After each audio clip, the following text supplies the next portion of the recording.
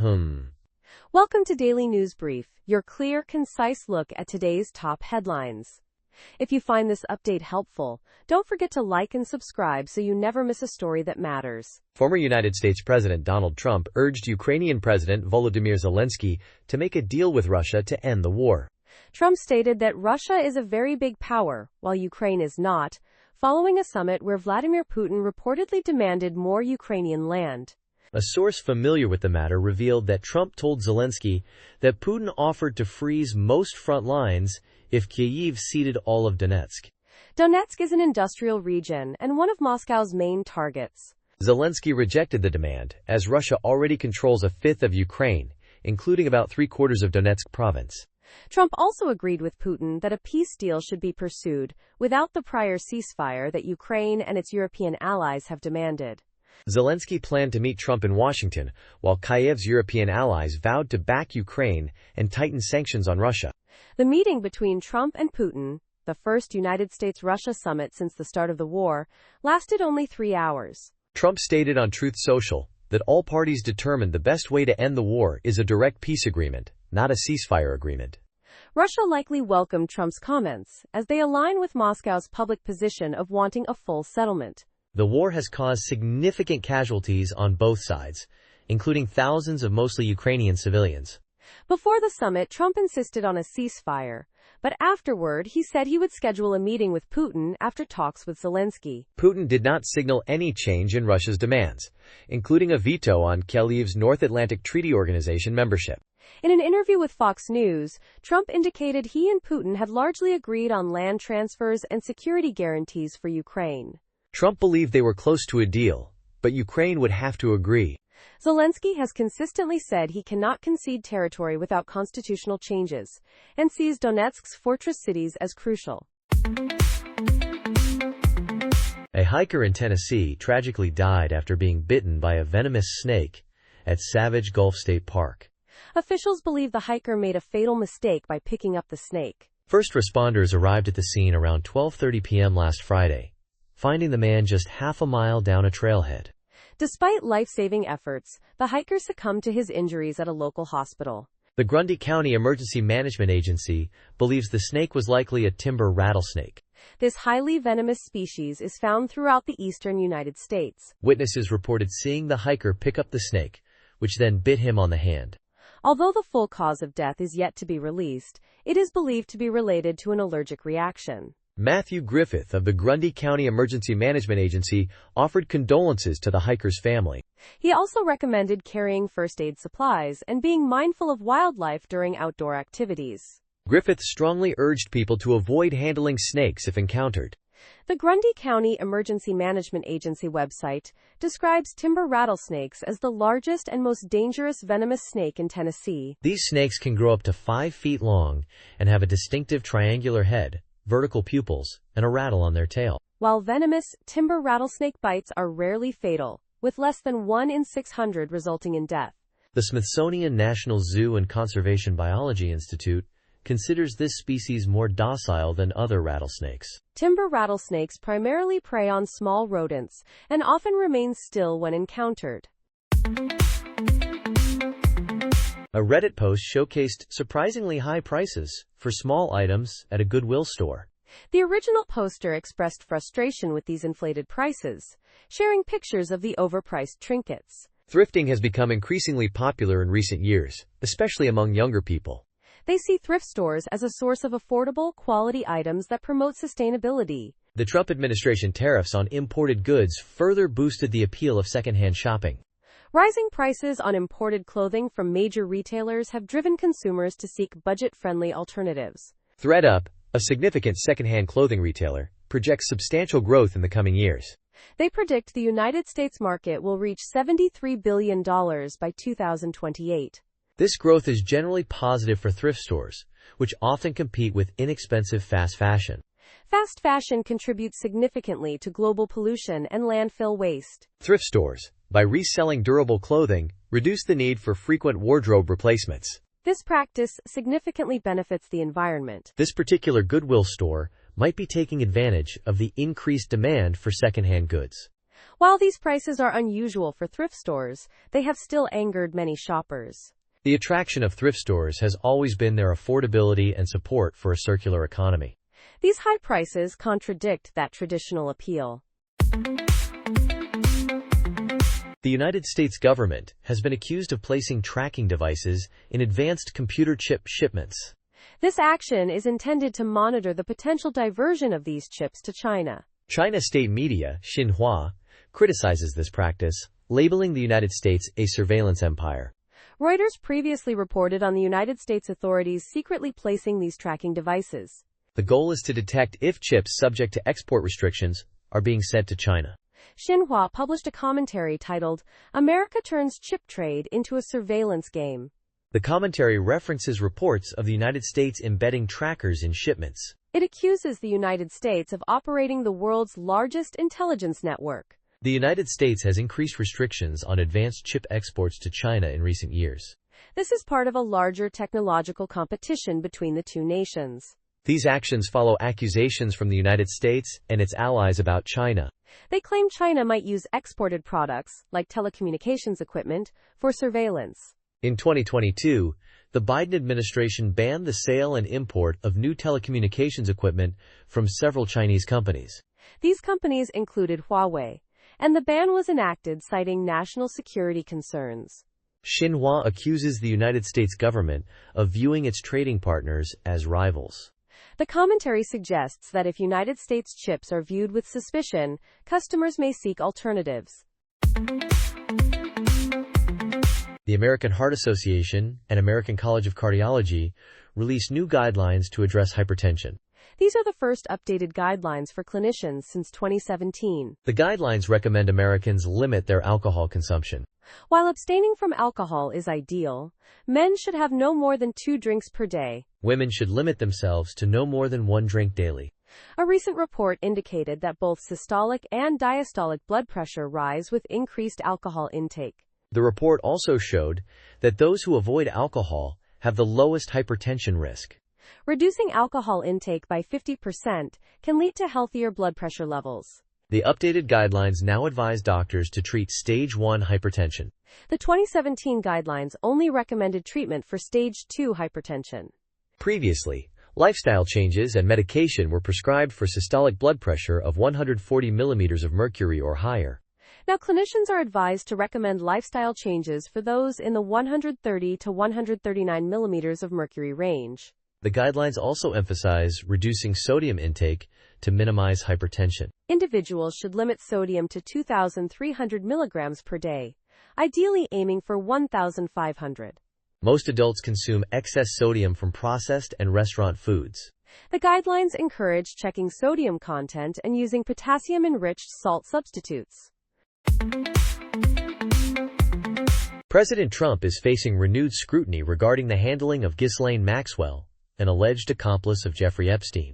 House Democrats are pressing for information about the Justice Department interview with Maxwell, raising concerns about potential witness tampering. These accusations add another layer to the ongoing controversy surrounding the Trump administration and the Epstein case.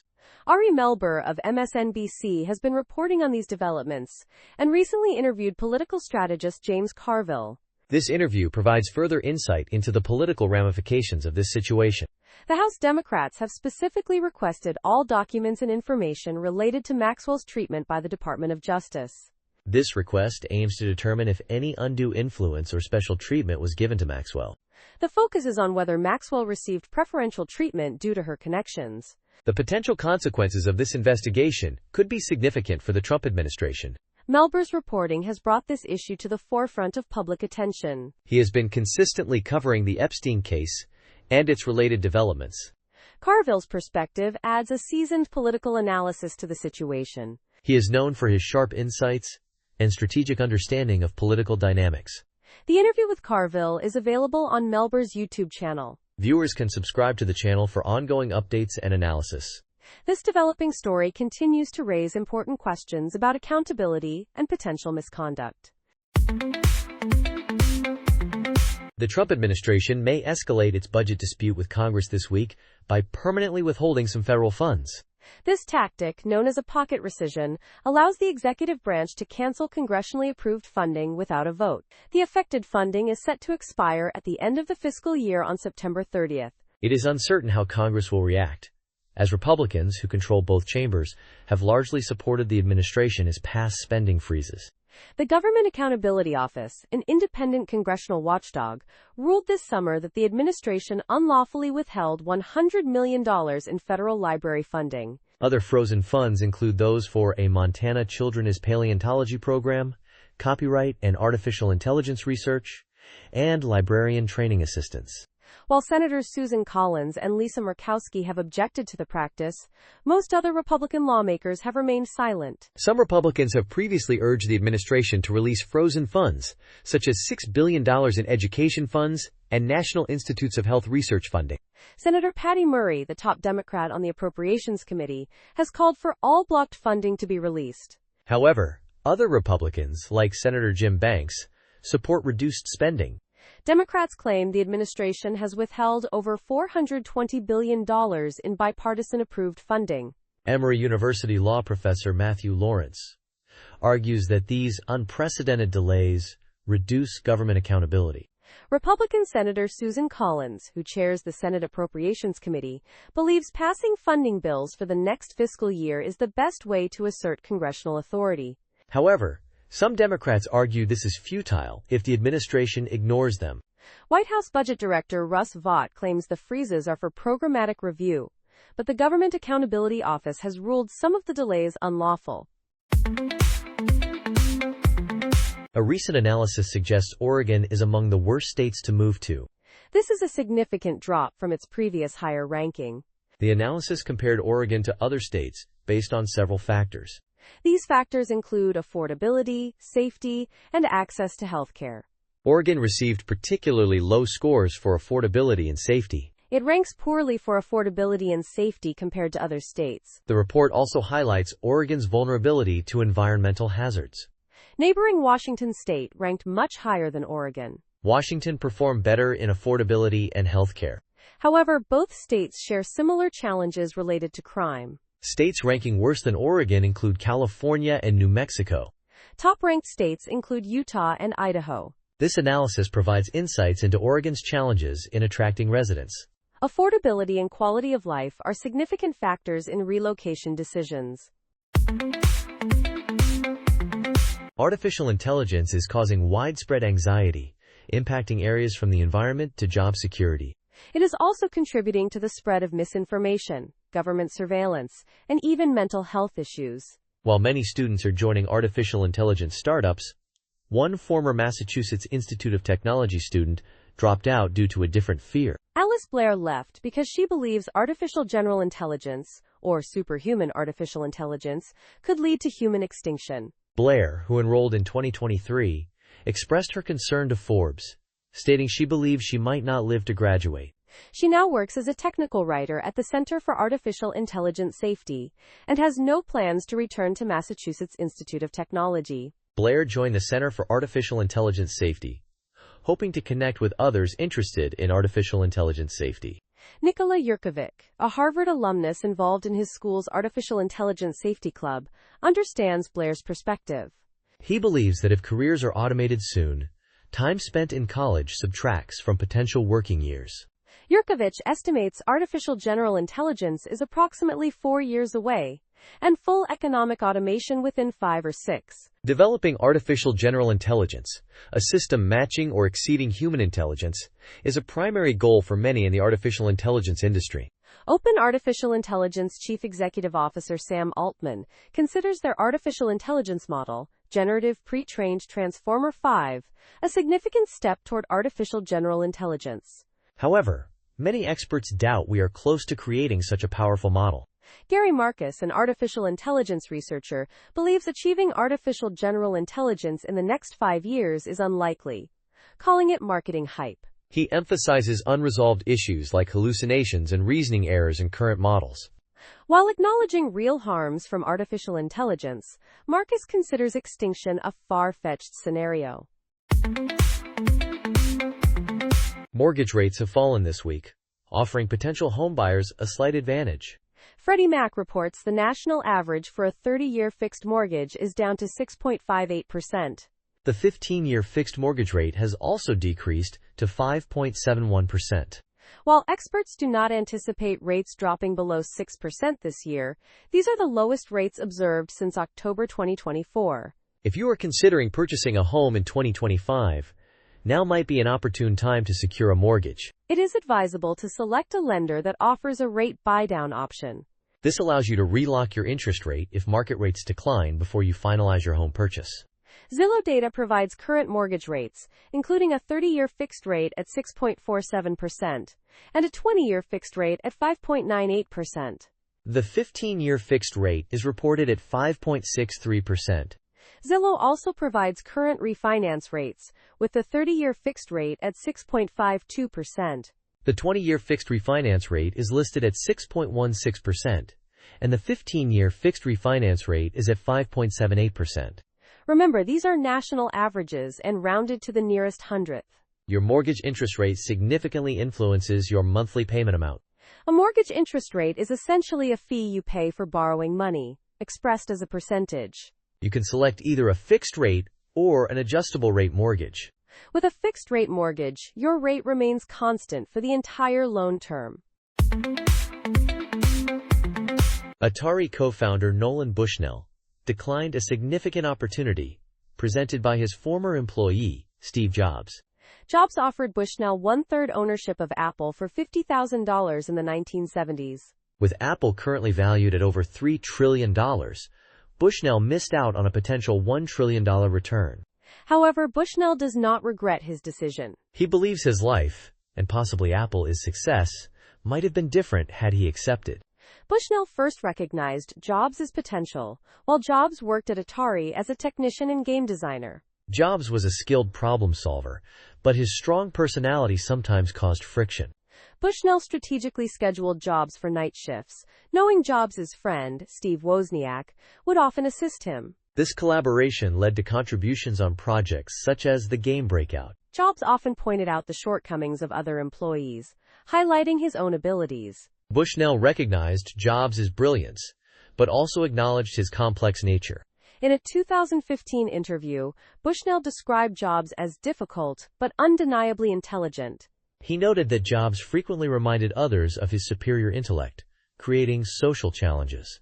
Despite missing the Apple investment opportunity, Bushnell expresses contentment with his life. He values his family and relationships, and does not believe excessive wealth would have necessarily enhanced his happiness. Bushnell even speculates that Apple's trajectory might have been different under his partial ownership. He therefore questions whether the company would have reached its current valuation had he invested. Bushnell's story is a unique perspective on success, highlighting the value of personal fulfillment over potential financial gain. Former President Donald Trump welcomed Russian President Vladimir Putin in Alaska with a red carpet ceremony. 79-year-old Trump appeared to have difficulty staying on the center of the carpet as he walked. He then waited and applauded as the 72-year-old Putin approached him at Joint Base Elmendorf in Anchorage. After shaking hands, Trump walked with Putin towards a platform where a United States Air Force flyover occurred. The flyover included a B-2 stealth bomber and 4 F-35 fighter jets, which briefly caught Putin's attention. The two leaders posed for photographs on a platform with a sign reading, Alaska 2025. Trump gestured for Putin to descend the stairs first, placing a hand on his back as they entered an escalade.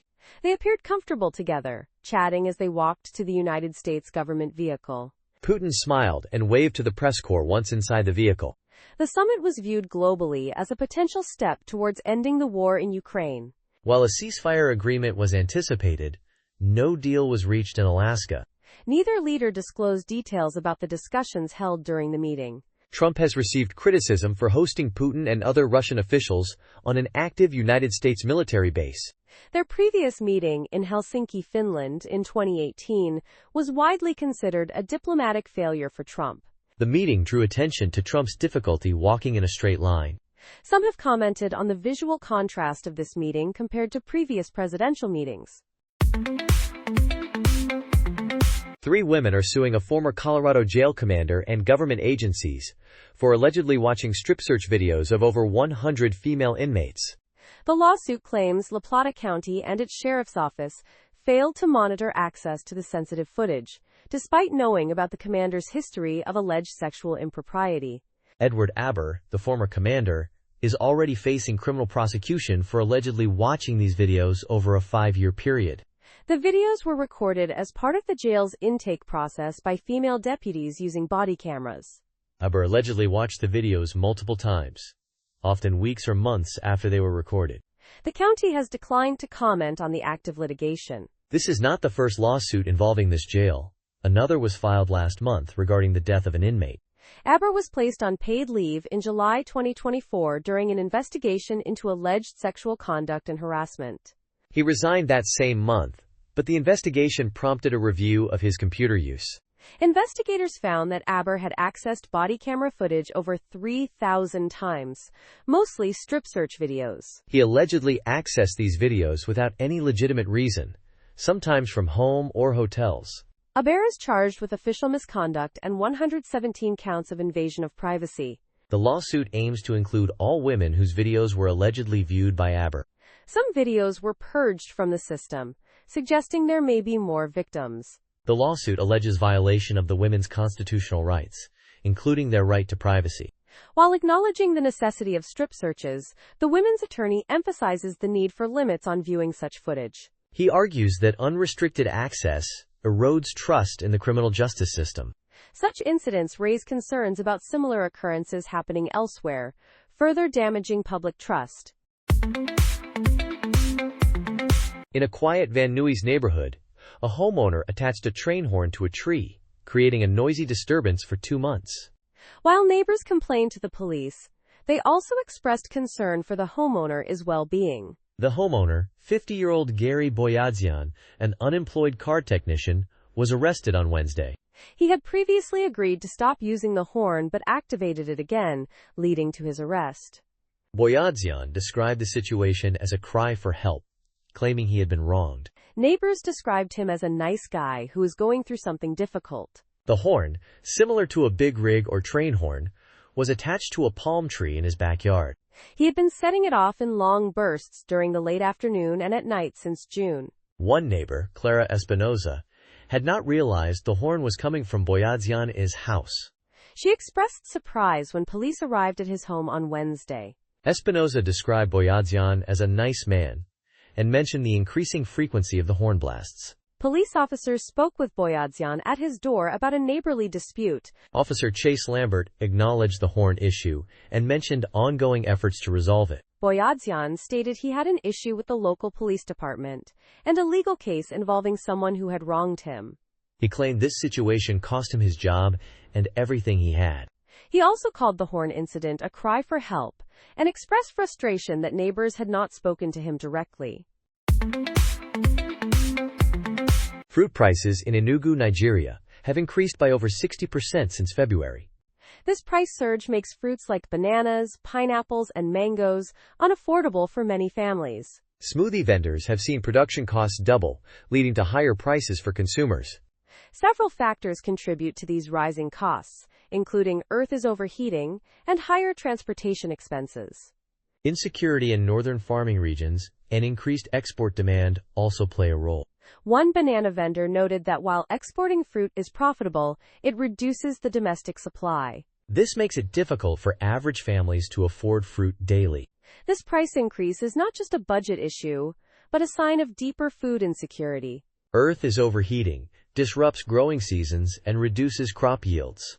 Drought, flooding, and soil degradation make fruit production challenging for farmers. Increased transportation costs, exacerbated by the removal of Nigeria, is fuel subsidy, further restrict food access. Violence in northern farming areas also contributes to this issue. This situation leads to nutritional inequality as people reduce consumption of nutrient-rich foods like fruit. A civil servant warned that this could become a health crisis if not addressed. Many advocate for government investment in climate-resilient agriculture and improved security in farming areas. Better infrastructure to reduce transport costs is also crucial. Former United States President Donald Trump stated that Russian President Vladimir Putin concurred with his view on mail-in voting. Trump conveyed to Fox News Channel that Putin believes mail-in voting compromises election integrity. This conversation occurred after a lengthy meeting between the two leaders in Alaska. Trump, who maintains he won the 2020 election, used this agreement with Putin to bolster his argument for United States voting system overhauls. Ironically, Trump has voted by mail in past elections, and even encouraged his supporters to do so in 2024. Putin, a longtime leader of Russia, secured another term in 2024 with a significant majority, amidst allegations of vote rigging. These allegations came from various sources including independent observers, opposition figures, and Western governments. The Russian embassy in Washington has not yet responded to requests for comment on the conversation. Putin has previously, without evidence, suggested that some United States elections were marred by fraud. This echoes Trump's unsubstantiated claims of widespread voter fraud after the 2020 election. Investigations have revealed that Russia attempted to interfere in the 2016 election to support Trump. United States intelligence officials suspect similar interference in the 2020 and 2024 elections, also favoring Trump. Trump has consistently denied these allegations of collusion with Russia. He reiterated this denial during his meeting in Alaska. Trump expressed frustration with Republicans for not prioritizing election reform legislation. Many countries around the world, including Canada, Germany, and South Korea, permit some form of postal voting. Artificial intelligence optimism is driving Standard & Poor's 500 price-to-book ratio to record levels, even surpassing dot-com-era levels. These high valuations reflect the market expectations for artificial intelligence-driven earnings growth. While this high ratio is noteworthy, it does not necessarily mean that stocks are currently in a bubble. Many stock market bulls are convinced of the power of artificial intelligence to transform the economy. These bulls often dismiss comparisons to the dot-com bubble from 25 years ago. Their reasoning is that real profits are already appearing, unlike the early internet boom. Bank of America strategist Michael Hartnett has a message for these investors. He cautions that it had better be different this time. Hartnett has frequently expressed skepticism about the market bull run of the last few years. He shared a chart that highlights investor optimism about the impact of artificial intelligence. It shows the Standard & Poor's 500 price-to-book ratio at a record high. This ratio compares the market capitalization of the index components to their total assets minus liabilities. The current valuation measure is at a record high of 5.3, exceeding the 5.1 level of March 2000. Other valuation measures also suggest market froth compared to historical data. For example, the Standard & Poor's 512-month forward price-to-earnings ratio is at its highest level since the dot-com era, excluding August 2020. The Shiller cyclically adjusted price-to-earnings ratio is at levels similar to 1929, 2000, and 2021. High valuations often reflect high expectations for future earnings. Sometimes these expectations are too high, leading to price corrections, but they do not always indicate a bubble. Archaeologists made a surprising discovery in Gdansk, Poland, the tomb of a medieval knight located beneath an ice cream shop. This 13th-century burial site, found in the historic center of Gdansk, includes a rare carved limestone slab. The slab likely depicts the knight himself, dressed in full chainmail armor, holding a sword and a shield. Such carved slabs are uncommon in medieval Poland, making this find particularly significant. The tomb was found within the remains of a stronghold used from the 11th to the 14th centuries. This stronghold included a castle, a church, and a cemetery, providing valuable context for the discovery. The limestone slab, measuring approximately 59 inches long, was imported from Gotland, Sweden. Despite being buried for centuries, the carving on the slab remains remarkably well preserved. After uncovering the slab, the archaeological team excavated further and found a well-preserved male skeleton. However, no grave goods were found alongside the skeleton. Evidence suggests the deceased held a high social standing, possibly a knight or someone with a military role. While the burial coincides with the rise of the Teutonic Knights, there is no definitive link to the order. This discovery provides a valuable glimpse into the lives and burial practices of Gdansk's medieval elite. Researchers are using three-dimensional scanning to document and preserve the unique carving on the slab. Chemical and genetic analysis of the bones will provide further insights into the identity and life of this medieval knight. This ongoing research promises to reveal more about this fascinating historical figure and the time period he lived in. The discovery is considered an important link to the city's formative years. It offers a rare opportunity to learn more about the medieval history of Gdansk. Demand for physical gold saw a slight increase in India this week due to a decrease in prices. However, activity in other major Asian gold markets remained subdued. Gold prices in India reached 99,838 rupees per 10 grams on Thursday. This follows a record high of 102,250 rupees last week. A Mumbai-based jeweler noted that many retail consumers are waiting for a price correction. However, with prices holding steady around 100,000 rupees for the past few months, some buyers have started making purchases. Indian dealers offered discounts of up to $6 per ounce over official domestic prices. This includes a 6% import levy and a 3% sales levy. Last week, discounts ranged from up to $9 to a premium of $2. A Mumbai-based bullion dealer with a private bank reported healthy orders from jewelers at the India International Jewelry Show. This is in preparation for the upcoming festival season, despite the high prices. The Dussehra and Diwali festivals, when gold purchasing is considered auspicious, will be celebrated in October. In China, the leading gold consumer, bullion, traded between a discount of $7 and a premium of $6 per ounce. Bernard Sin, regional director of Greater China at MKS PAMP, noted that physical gold demand in Asia remains mixed. The jewelry sector continues to struggle with high prices. With no new import quotas announced, actual physical demand from Chinese traders seems limited. The Trump administration is reportedly discussing a potential United States government investment in Intel. Intel has not officially confirmed these talks but expressed commitment to supporting President Trump's technology and manufacturing initiatives. This raises questions about the administration's motivation, given Intel's position behind competitors like NVIDIA and Advanced Micro Devices. President Trump has previously interacted with NVIDIA Chief Executive Officer Jensen Huang, gaining insight into semiconductor industry leadership. Another question is why Intel would partner with the government during a time of internal reorganization. It is unlikely the government would remain a passive minority shareholder. Intel's significance as a United States chip manufacturer is at stake. The company's financial performance has declined, with sales down and earnings decreasing. This situation draws comparisons to the government bailout of General Motors. It raises concerns about potential government involvement in other companies. The question arises whether a healthy Intel is essential for the United States economy.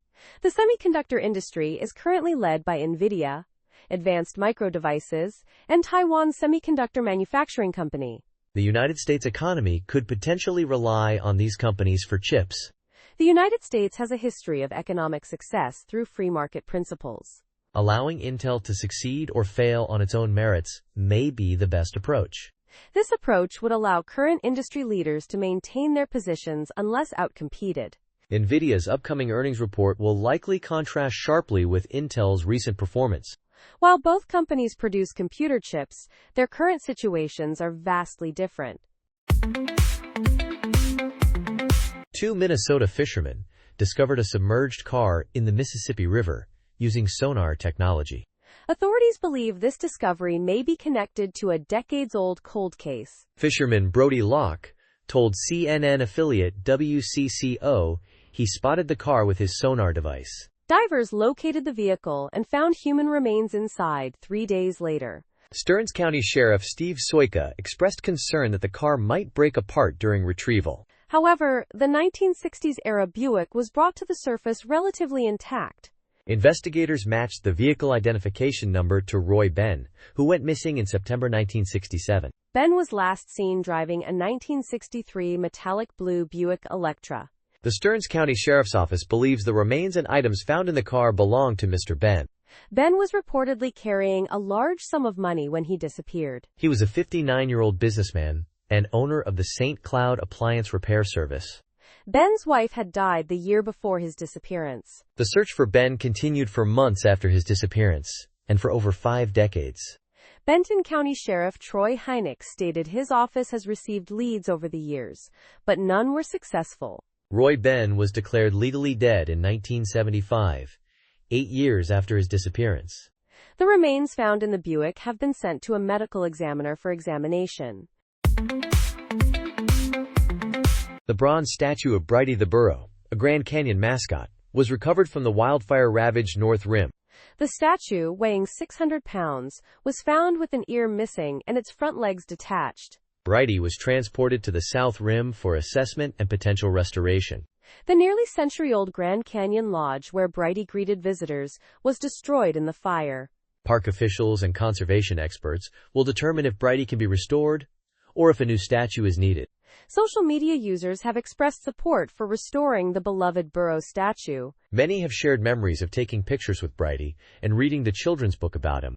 Park spokesperson Joelle Baird stated that Brighty is a special piece of history for many people. The statue represents a real burro who lived over a century ago and roamed the canyon. The real Brighty helped haul water and gave children rides. The restoration team will first test the statue for toxic materials from the fire.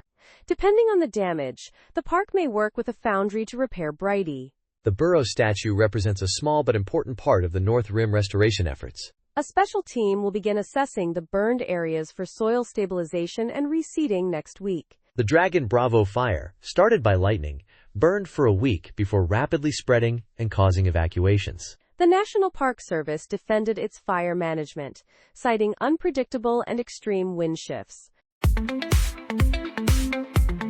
The White House has authorized the Pentagon to use military force against Latin American drug cartels. This directive also appears to violate the sovereignty of America's southern neighbor, Mexico. Sources claim President Trump is serious about attacking Mexico unless the nation gives him what he wants. United States government officials have one stipulation regarding this potential action. They have instructed individuals not to refer to this intimidation campaign as an invasion. A senior administration official stated that this is not a negotiating tactic or a deal. The president has been clear that a strike is coming unless significant changes are seen. President Trump and Republican leaders have long considered invading Mexico. They cite rising fentanyl rates and drug trafficking as justification for putting American troops on the ground. In January, President Trump acknowledged the possibility of sending United States special operations across the border. Mexico's compliance with President Trump's agenda has been complex. Mexican President Claudia Sheinbaum recently rejected the Trump administration's attempt to send troops across the border. Days later, however, the Mexican government extradited 26 alleged cartel members to the United States. These included leaders from major gangs. Attorney General Pam Bondi described these actions as historic efforts to dismantle cartels and foreign terrorist organizations. Cartel monitors suggest Mexico's compliance is an attempt to prevent United States military intervention. New research suggests leading large language models, including those powering ChatGPT, exhibit bias towards artificial intelligence-generated content. This research, published in the Proceedings of the National Academy of Sciences, identifies this favoritism as AI to AI bias. Researchers warn of a potential future where artificial intelligence could discriminate against humans in decision-making processes. This bias is already appearing in some areas, such as the use of artificial intelligence tools to screen job applications. The study tested several large language models, including OpenAI's GPT-4, GPT 3.5, and Meta's Llama 3.1 to 70B. The models were asked to choose between human-written and artificial intelligence-generated descriptions of products, papers, and movies. Results showed a clear preference for artificial intelligence-generated descriptions, particularly with GPT-4, and for product descriptions. While humans also showed a slight preference for artificial intelligence-written content, it was significantly less pronounced than the artificial intelligence model's preference. This bias is potentially exacerbated by artificial intelligence models ingesting their own output, leading to a decline in quality. Researchers are concerned about the implications of this bias as artificial intelligence becomes more integrated into our lives. They predict this bias could extend to various evaluation processes, such as job applications, schoolwork, and grant applications. If artificial intelligence continues to be widely adopted, it could lead to widespread discrimination against humans who do not use large language model tools. This could create a gate tax, exacerbating the digital divide between those with and without access to these tools. While testing bias is complex, the results suggest potential discrimination against humans as a class. Researchers advise those suspecting artificial intelligence evaluation to have their work adjusted by large language models to improve its chances. This advice highlights the current state of affairs and the potential impact of artificial intelligence bias on human endeavors. Poland is commemorating the anniversary of a historical victory over the Red Army, with a military parade showcasing its strength. During this event, Polish President Karol Nawrocki highlighted Russia is not invincible, citing past defeats. He referenced Russia is struggling in its ongoing conflict with Ukraine. President Nawrocki emphasized this struggle is due to the support Ukraine receives from its allies. He specifically acknowledged Poland is a key supporter of Ukraine. This support has led to increased tension between Poland and Russia. Poland believes it has become a target of Russian cyber attacks and disinformation campaigns due to its aid to Ukraine. President Nawrocki recently participated in a teleconference with European leaders and former United States President Donald Trump to discuss the situation in Ukraine. Poland has significantly increased its military spending since Russia invaded Ukraine in 2022. The country plans to dedicate 5% of its gross domestic product to defense by 2026. The military parade included a display of approximately 50 aircraft, including F-16 fighter jets. Around 4,000 Polish soldiers and 200 troops from North Atlantic Treaty Organization allies marched in the parade. The parade also featured Leopard, K2, and Abrams tanks, along with other armored vehicles and artillery systems. Additionally, a naval parade with about 20 vessels took place in the Baltic Sea. This demonstration of military might underscores Poland is committed to its defense and its support for Ukraine. The event serves as a reminder of Poland's historical resilience and its current commitment to regional security. The $3 price mark for XRP has become a crucial point for investors. Traders are currently uncertain about the future direction of XRP, whether it will rise significantly or decline. Following recent inflation data that reduced expectations of large interest rate cuts, XRP experienced a 6.4% drop to the critical $3 level. On Myriad, a prediction market, traders remain cautiously optimistic about XRP reaching $4 or more, assigning a 63.7% probability to this scenario. Conversely, there is a 36.3% chance that XRP could fall back down to $2 or less. XRP, created by the founders of Ripple, presents a complex technical picture which explains the current division among traders. Even at $3, XRP has a market capitalization of $181 billion, making it the third largest cryptocurrency after Bitcoin and Ethereum. It recently reached an all-time high of $3.65 less than a month ago. The distance from the current price of XRP to both the potential moon scenario of $4 and the doom scenario of $2 is approximately 33.33%.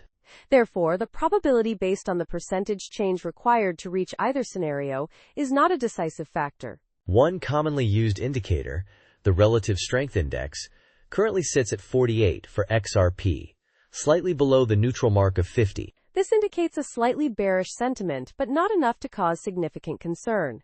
The average directional index, or ADX, is at 28, suggesting a strong trend for XRP. Readings above 25 on the ADX confirm a strong trend, regardless of its direction. This strong trend signals to traders that XRP's upward movement is likely to persist, even if gradually. As the price increases, the likelihood of the $2 doom scenario diminishes.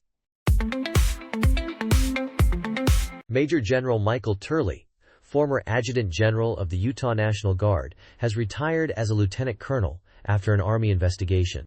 The Army Inspector General investigation confirmed that General Turley had engaged in an inappropriate relationship with a subordinate, according to Army spokeswoman Cynthia Smith.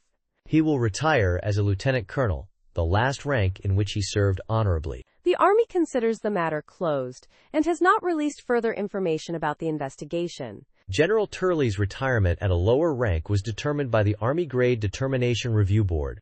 Utah Governor Spencer Cox announced in 2023 that General Turley was under investigation by the Army Inspector General. At the time, Governor Cox stated that they had not received a copy of the report, but based on the information from the Department of the Army Inspector General, General Turley was put on paid administrative leave. USA Today reported on the day of Governor Cox's announcement that the investigation concluded General Turley had an inappropriate relationship with a subordinate soldier. When officers are demoted, it is customary for defense officials to announce their ranks have been lowered to the last grade they served honorably or satisfactorily. An extreme example of this is former Army Major General James Grazioplin, who was demoted to second lieutenant after pleading guilty to sexually abusing his daughter. This practice is typically used when service members try to retire and evidence of prior misconduct comes to light. Retired Air Force Lieutenant Colonel Rachel Van Landingham, a former military attorney, explained that such misconduct taints everything they did afterward. Lieutenant Colonel Van Landingham, a law professor at Southwestern Law School, added that these demotions are rare, but not unheard of. Such demotions allow the Pentagon to declare that the individual does not deserve to hold the higher rank in retirement and its corresponding pay. This results in a significant pay cut for the remainder of their life in their pension because they did not serve honorably.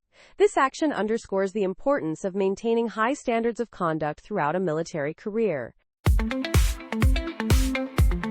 David Pittman, age 63, is scheduled for execution in Florida on September 17. Florida Governor Ron DeSantis recently signed the death warrant, making this the 12th execution scheduled in Florida this year. This number surpasses the previous record of 8 executions in a single year, set in 2014. So far this year, Florida has executed 9 people, more than any other state in the United States. Texas and South Carolina are tied for second place, with 4 executions each. Nationwide, 28 people have been executed this year, surpassing last year's total of 25. This number ties the execution count from 2015. Pittman was convicted and sentenced to death in 1991 for 3 counts of first-degree murder. He was also found guilty of arson and grand theft. The crimes occurred in May of 1990, during Pittman's divorce from his wife, Marie. Pittman went to the Polk County home of Marie's parents, Clarence and Barbara Knowles. He fatally stabbed the couple and their younger daughter, Bonnie. Pittman then set fire to the house and stole Bonnie Knowles' car, which he also set on fire. A witness identified Pittman fleeing the burning car, and a jailhouse informant testified that Pittman confessed to the killings. The Florida Supreme Court is scheduled to hear an appeal in this case. An appeal will also likely be filed with the United States Supreme Court. Google has issued a major warning to its 1.8 billion Gmail users worldwide about cybersecurity threats related to advancements in artificial intelligence. This summer, Google warned users about indirect prompt injections, a new form of cybersecurity attack. This new threat puts individuals, businesses, and governments at risk. Google explained that indirect prompt injections involve hidden malicious instructions within external data sources like emails or documents. These instructions can manipulate artificial intelligence systems to exfiltrate user data or perform other harmful actions. Unlike direct prompt injections, where attackers directly input malicious commands, indirect injections hide them within seemingly innocuous data. As more entities adopt generative artificial intelligence, this subtle attack becomes increasingly relevant and requires immediate attention. Tech expert Scott Polderman explained that this scam can involve the use of Google Gemini, an artificial intelligence chatbot. Hackers are using Gemini against itself by sending emails with hidden messages that prompt Gemini to reveal user passwords. These hidden instructions manipulate the artificial intelligence to work against users and divulge their login information. Polderman highlighted the deceptive nature of this threat, as there is no link to click for the scam to activate. Instead, Gemini itself pops up and informs the user that they are at risk, creating a false sense of security. Fortunately, Google is implementing new security measures to protect its users from these threats. These measures include hardening the Gemini model, developing machine learning models to detect malicious instructions, and implementing system-level safeguards. This layered security approach aims to increase the difficulty and complexity for attackers to exploit these vulnerabilities. Google is committed to protecting its users and is actively working to mitigate these emerging threats in the evolving landscape of artificial intelligence. Microplastics are entering our bodies in significant amounts through food and drink. In 2024, scientists in China discovered a simple method to remove them from water. The team conducted tests on both soft and hard tap water. Hard tap water has a higher mineral content. They introduced nanoplastics and microplastics into the water, boiled it, and then filtered the precipitates. Additional microplastics were added to test the process effectiveness. Researchers noted increasing global concern regarding nanoplastics and microplastics escaping water treatment systems. These pose potential health risks through water consumption. The boiling and filtering process removed up to 90% of the nanoplastics and microplastics.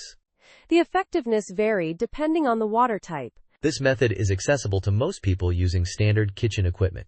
Researchers suggest this simple boiling water strategy can decontaminate household tap water. This has the potential to reduce human intake of nanoplastics and microplastics. Hard tap water, which forms limescale when heated, showed a greater reduction in nanoplastics and microplastics. Limescale, or calcium carbonate, traps the plastic fragments. The chalky substance forms on the plastic as temperature changes force calcium carbonate out of solution. Even in soft water with less calcium carbonate, about a quarter of the nanoplastics and microplastics were removed. The lime-encrusted plastic can be removed with a simple filter, like a tea strainer. Thank you for listening. Stay informed, stay aware, and join us again for more updates that matter. Until next time. Thanks for staying informed. See you in the next episode.